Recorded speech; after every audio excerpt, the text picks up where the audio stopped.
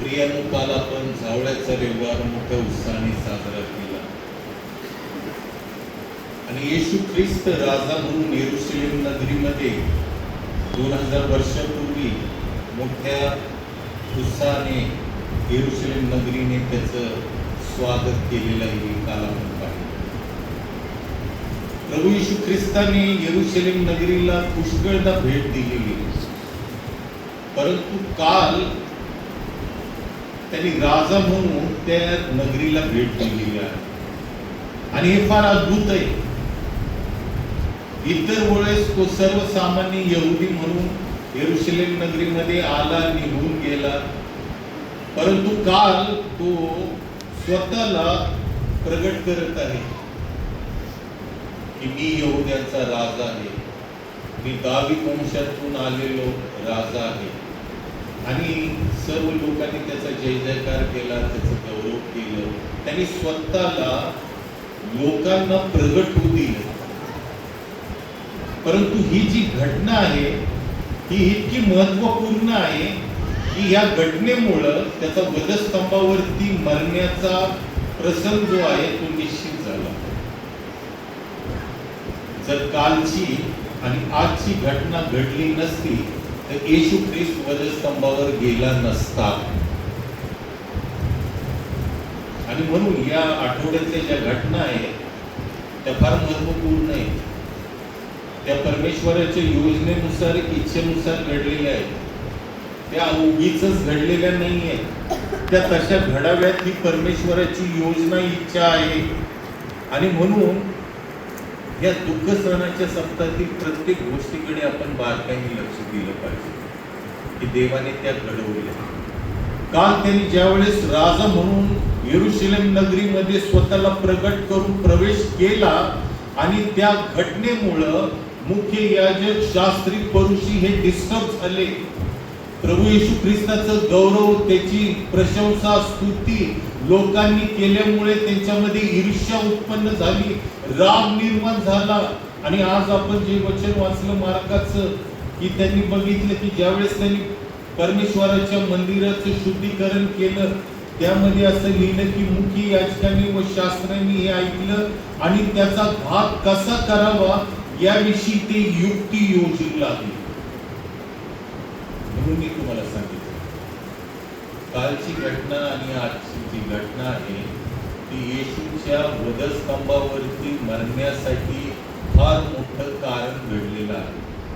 जर ही घडल्या नसती तर येशू ख्रिस्त वधस्तंभावर गेलाच असता. परंतु त्या तशा घडाव्यात आणि त्याला वधस्तंभावरती लोकांनी खेळावं ही परमेश्वराची योजना, संकल्प, इच्छा. येशूने काल राजा म्हणून येरुशलेम नगरीमध्ये प्रवेश केलेला आहे. त्यांनी स्वतःला राजा म्हणून पहिल्यांदाच घोषित केलं. इतर वेळेस तो लोकांना सांगत आहे मला प्रगट करू नका, परंतु ह्या वेळेस तो प्रगट करत आहे मी राजा आहे.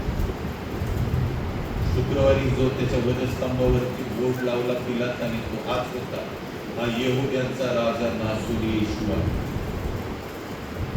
हा आरोप त्याच्यावरती सिद्ध व्हावा याकरिता तो काल गाढवाच्या शिंगरावर राजा म्हणून प्रवेश करत आहे.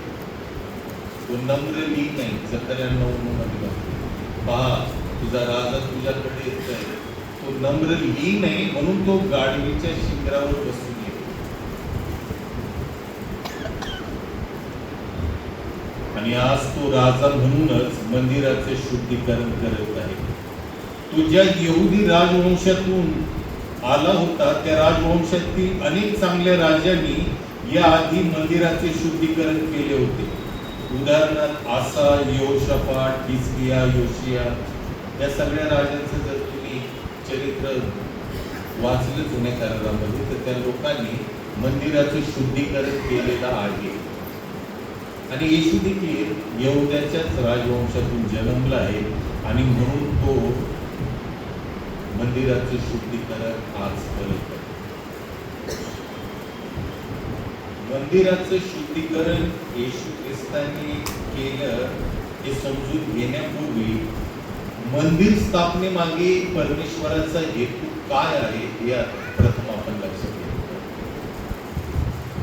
आपल्याला ठाऊक आहे की एदेन बागेमध्ये आदामाच्या द्वारे पाप घडल्यामुळं आदाम देवाच्या समक्षतेपासून तो दूर गेला. आदाम देवाच्या समक्षतेपासून आज्ञाभंगामुळे आणि पापामुळे दूर गेल्यामुळं देवाने पुढाकार घेतलेला आहे. देव मानवाच्या सहवासासाठी असुसलेला आहे आणि म्हणून तो बागेमध्ये येऊन तो हाक मारतो की आदामा तू कोठे आहेस. मानव देवाकडे गेला नाही, देव मानवाला शोधत त्या बागेमध्ये आलेला आहे. कारण देवाला मानवाची सहभागिता, उपस्थिती, सानिध्य हवं. येशू ख्रिस्त आम्हाला शोधण्यासाठी या जगात आला, आम्ही नाही गेलो. देव पापी माणसाला शोधण्यासाठी, भेटण्यासाठी या जगामध्ये स्वतःहून आले. आणि फार मोठी कृपा आहे. आम्ही देवाच्या प्रीतीचं आम्ही मननच चिंतन करत नाही. आणि म्हणून जुन्या करारामध्ये तो मोशेला सांगत आहे, ज्यावेळेस मोशेने इस्रायल लोकांना मिस्राच्या दास्यातून सोडलं आणि कनानामध्ये तो त्यांना घेऊन जात आहे, त्यावेळेस निर्गम 25:8 मध्ये तो मोशेला म्हणतो की मी त्यांच्यामध्ये वस्ती करावी म्हणून त्यांनी माझ्यासाठी पवित्र स्थान मंडप करावे. देवाला मानवामध्ये वस्ती करूशी वाटते. देवाला मानवाचा सहवास पाहिजे आणि म्हणून देवाने मंदिराची स्थापना केली. या मंदिराची स्थापना करण्यामध्ये मानवाला देवाचं सानिध्य, समक्षता, सहभागिता लाभावी ही देवाची इच्छा आहे. मानवामध्ये देवाची वस्ती असल्यामुळे ती देवाची प्रजा म्हणून ओळखली जावी. तुम्हाला ठाऊक आहे की प्रियानो, आज तुम्ही या मंडळीचे सभासद आहात ना, तुम्हाला वाटतं की अमरनाथ निकडीस मराठीचे मी सभासद नाही. तुम्ही जीवन देवाची प्रजा आहात. हा किती मोठा आशीर्वाद आहे माहिती आहे तुम्हाला. तुम्ही जीवन देवाची प्रजा आहात. तुम्ही फक्त मंडळीचे सभासद नाहीये, तुम्ही देवाचे निवडलेले लोक आहात. आणि म्हणून आपण या मंदिरामध्ये येऊन त्याची उपासना, आराधना करत असतो. करावी. आम्ही दुर्लक्ष करू नये मंदिराला येण्यासाठी. मानवाने त्या मंदिरामध्ये येऊन त्याच्या समक्षतेमध्ये, वचनामध्ये, भयामध्ये, प्रार्थनेमध्ये राहावं आणि आपलं जीवन आशीर्वादित, सुखी, सुरक्षित करावं यासाठी मंदिराची स्थापना परमेश्वराने केली. हा मंदिराचा उद्देश होता.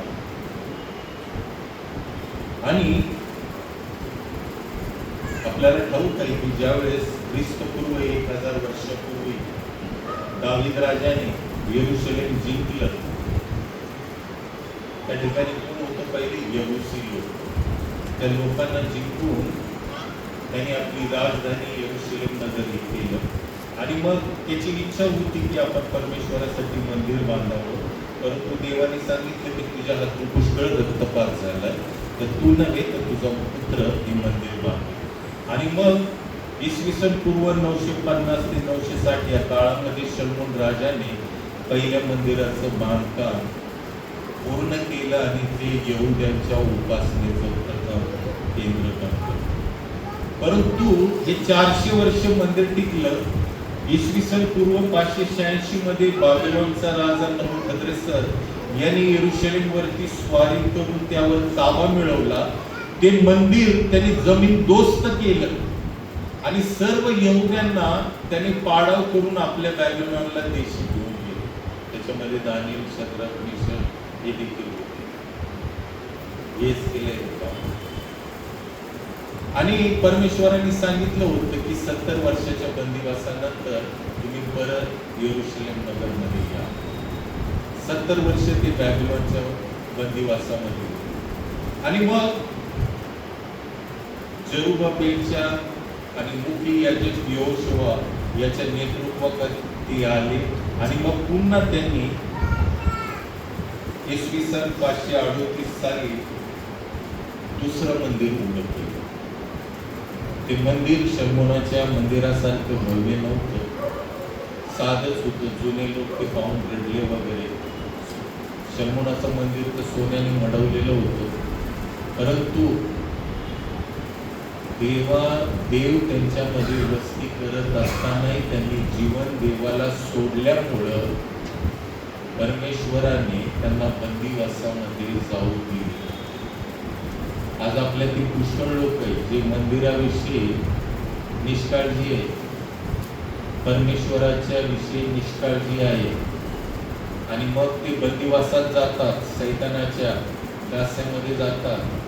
सर्व प्रकारचे पीडा, दुःख, अडचणी त्यांना भोगावं लागतात, हो की नाही?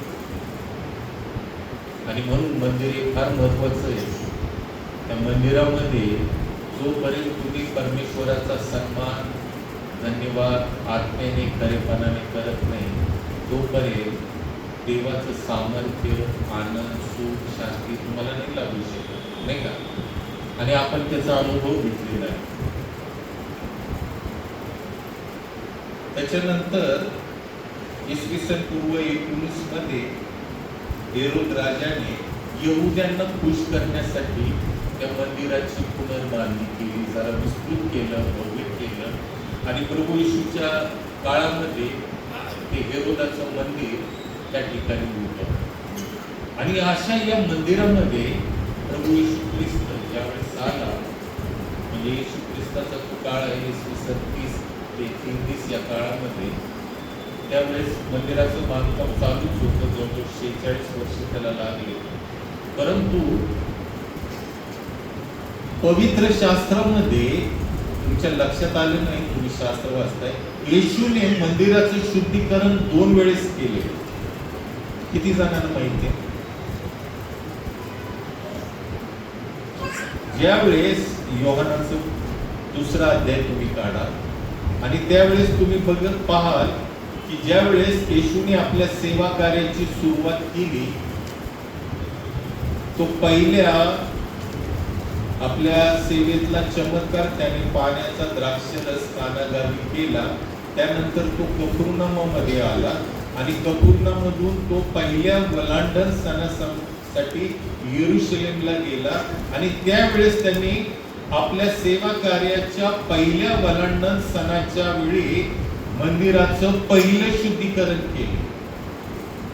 मत्तई आणि मार्क हे प्रभू येशू ख्रिस्ताच्या शेवटल्या वधस्तंभावरती जाण्याच्या वलांडण सणाच्या वेळेचं शुद्धीकरण सांगत आहे, परंतु योहान हे त्याच्या सेवा कार्यातलं पहिलं जे शुद्धीकरण केलंय त्याबद्दल सांगतो.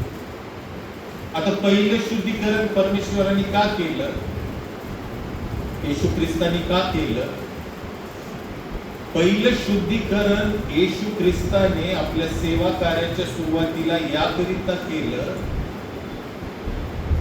की त्याच्याविषयी 1000 वर्षापूर्वी दावीद राजाने स्तोत्र 69:9 मध्ये लिहिलं होतं की तुझ्या मंदिराविषयीच्या आवेशाने मला ग्रासून टाकलेला आहे. तुझी निंदा करणाऱ्यांनी केलेली तुझी निंदा माझी झाली आहे. आणि म्हणून तो त्या कबुतरे विकणाऱ्याला म्हणतो, ही तू काढून घ्या, माझ्या पित्याच्या घराची बाजारपेठ करू नका. हे भविष्य हा शास्त्रलेख पूर्ण व्हावा याकरिता तो मंदिराचे शुद्धीकरण करत आहे. कारण त्याच्याविषयी 1000 वर्षापूर्वी दावीद राजाने हे भविष्य केलं होतं. हे पूर्ण व्हावं म्हणून त्याने पहिलं शुद्धीकरण केलं. येशूने कुठली गोष्ट आपल्या मनाने उगीच करायची म्हणून केली नाही. आणि दुसरं शुद्धीकरण जे आहे, वधस्तंभावर जाण्यापूर्वी आपल्या शेवटच्या वलांडण समय, त्यावेळेस इर्मिया 7:11 आणि येशया 56:7 यामध्ये 700 वर्षापूर्वी या दोन्ही संदेशांनी येशू ख्रिस्ताविषयी भाकीत केलं होतं. माझ्या घरास प्रार्थना मंदिर म्हणतील असे लिहिले आहे, परंतु तुम्ही ते लुटारूची गुहा करत. येशू 700 वर्षापूर्वी देवाने आपल्या दोन संदेष्टा करवी 700 वर्षानंतर माझं घर लुटारूंची गुहा होणार आहे ही आधी 700 वर्षापूर्वी आपल्या संदेष्टा करवी तो सांगत आहे. किती अद्भुत आहे ना आपला परमेश्वर.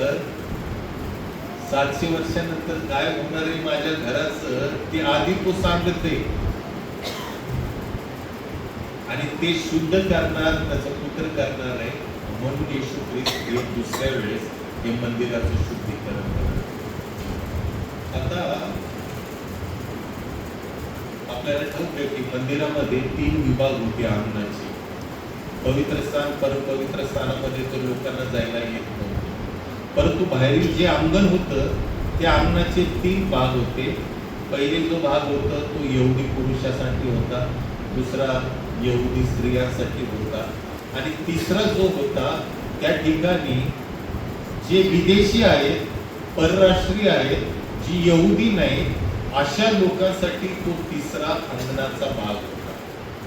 आणि त्या अंगणामध्ये हा सगळा गाई, गुरं, मेंढरं, बकरे यांचा बाजार चालला होता.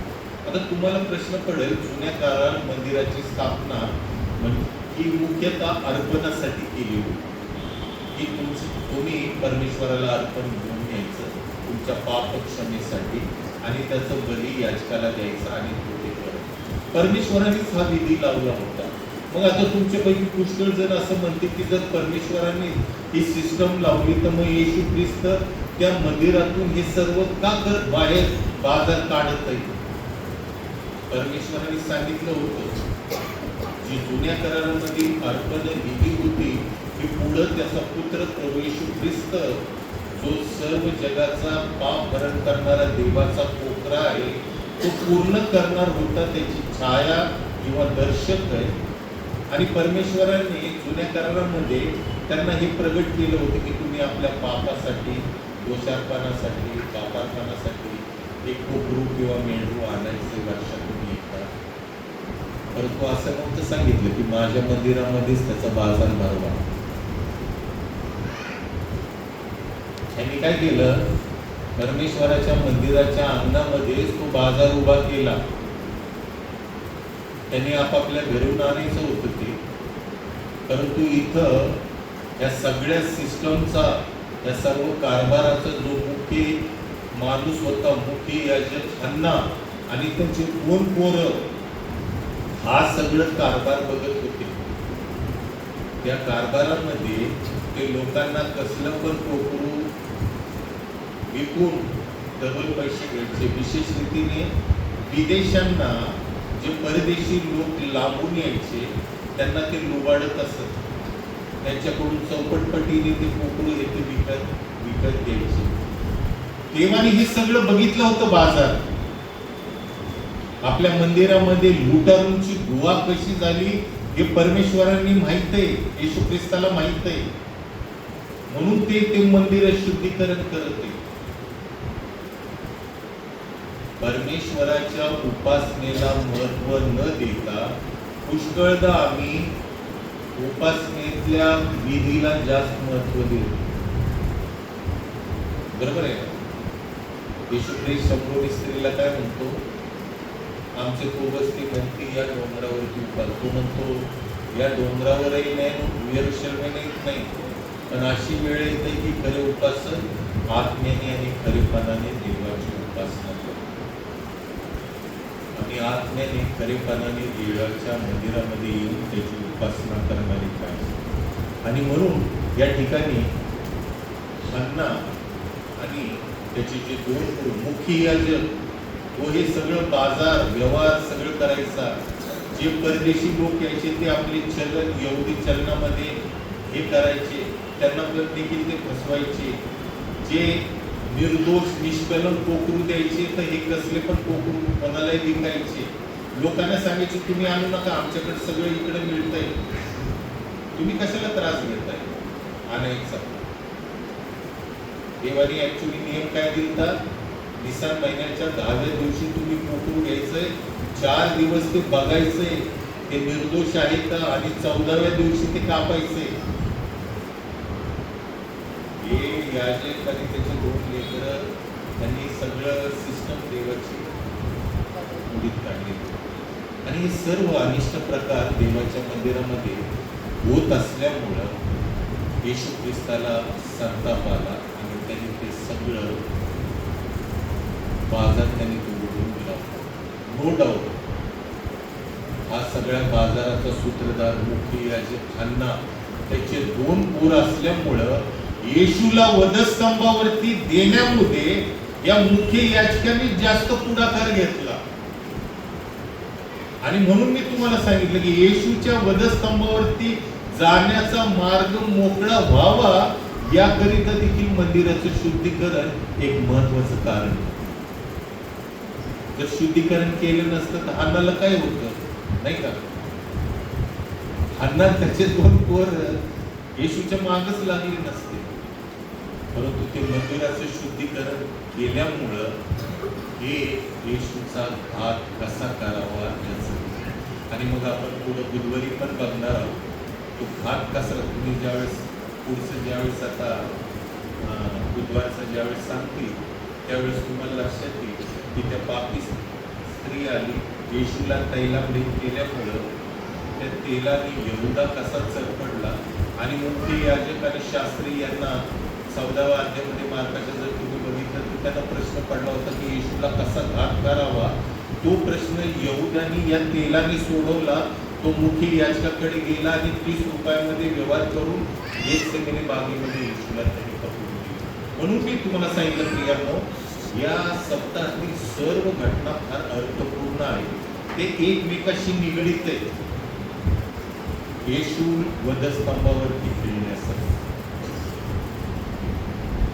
येशूने मंदिराचं शुद्धीकरण करण्यामध्ये दुसरं एक महत्वाचं कारण म्हणजे हे शुद्धीकरण त्यांनी वलांडर सणामध्ये केलेले. आणि आपल्याला माहिती आहे की वलांडर सणामध्ये वलांडर सणाच्या नंतर 7 दिवस बेकमी भाकरीचा सण पाळला जात असतो. इस्रायलाच्या कुठल्याही घरामध्ये वलांडर सणाच्या आणि पुढील 7 दिवसांमध्ये बेकमी सणात कोणाच्याही घरामध्ये खमीरचा तुकडा देखील आजही तुम्ही इस्रायलमध्ये गेला तर कुठल्या पण बेकरीमध्ये घरामध्ये तुम्हाला 7 दिवस खमीर आढळणार नाही. खमीर हे पापाचं प्रतीक आहे आणि प्रभू येशू ख्रिस्त आपलं घर मंदिर त्या घरातलं खमीर जे आहे ते काढून टाकते. पुष्कळ बोलण्यासारखे परंतु आपली वेळ होत आहे आणि म्हणून मी इथंच हे करत आहे. सर्वात महत्वाचं आहे की येशूने हे मंदिराचं शुद्धीकरण केलं आणि पुढे त्यांनी मग असं भविष्य केलं. त्या मंदिरावरती दगडावर दगड आणि चिरावर चिरा राहतात.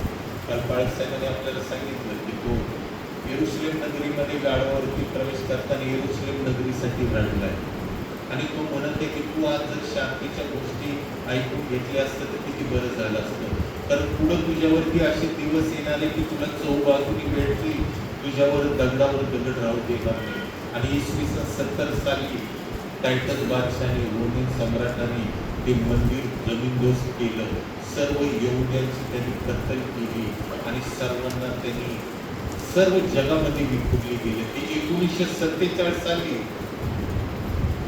पुन्हा एकत्र आले. देवाने त्यांचं राष्ट्र उद्या आपल्याला मोनिकाता इथे अंजिराच्या झाडाच्या सांगला. अंजिराचं झाड महत्वाचं काय क्रिया.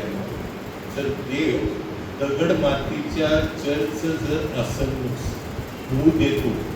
आज जगातल्या सर्व धर्मियांना मंदिर आहे पण यहुदी लोकांना मंदिर नाही. का नाही? कारण पुढे नव्या करारामध्ये पहिले करीत 16 पाऊल म्हणतो की तुम्ही जीवन देवाची मंदिर आहे.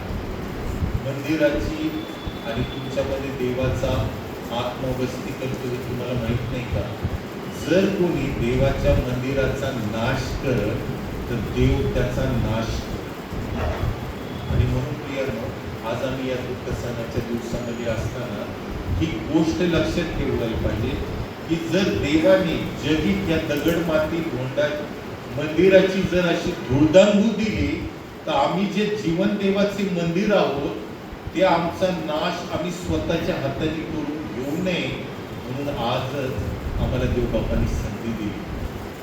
4 दिवसानंतर त्या वधस्तंभावरती तुमचा आणि माझा तारणारा प्रभू येशू ख्रिस्त तुमच्या आणि माझ्या पापासाठी मारणार आणि त्या प्रभू येशू ख्रिस्तावरती तारणारा म्हणून आम्ही विश्वास ठेवायचा.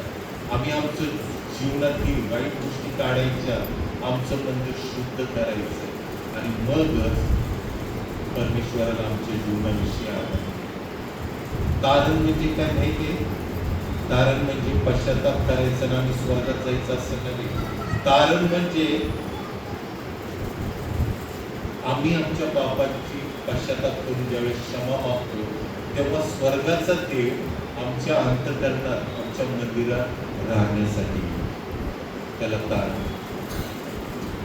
आम्ही स्वर्गात जाणारच आहोत, पण त्याआधीच देव आमच्या अंतःकरण रूपी मंदिरामध्ये येऊन तो आमच्या अंतःकरणात वस्ती करतो आणि ते तारण तुम्ही आणि मी मिळवायचं. प्रभू करू आणि